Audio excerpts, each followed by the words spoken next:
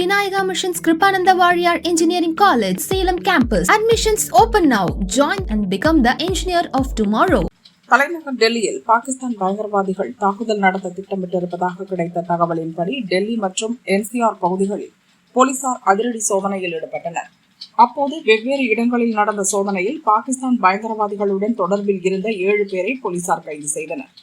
அவர்கள் பயன்படுத்திய 5 நவீன துப்பாக்கிகள், தோட்டாக்கள், மொபைல் போன்கள், சொகுசு கார் உள்ளிட்டவற்றை போலீசார் பறிமுதல் செய்தனர். இதுகுறித்து போலீஸ் அதிகாரிகள் கூறியதாவது: பாகிஸ்தானிலிருந்து செயல்படும் சாஷாத் பாட்டி, அஜ்மல் குஜர் ஆகியோர் அங்குள்ள ISI உளவு அமைப்புக்கு நம் நாட்டின் முக்கிய இடங்கள் பற்றி தகவல்களை அளித்துள்ளனர்.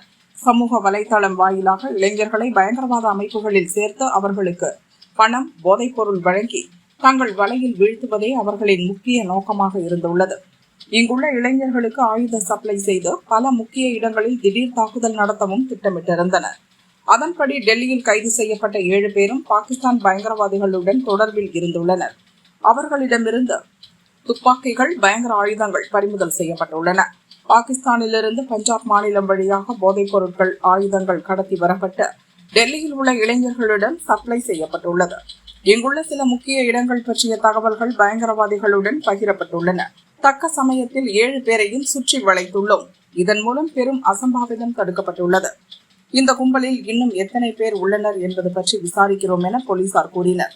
தலைநகரில் மக்களோடு மக்களாக பழகி வந்த இளைஞர்கள் பயங்கரவாத கும்பலுடன் தொடர்பில் இருந்ததும் அவர்களிடமிருந்து துப்பாக்கிகள் பறிமுதல் செய்யப்பட்டதும் பெரும் பரபரப்பை ஏற்படுத்தியுள்ளது.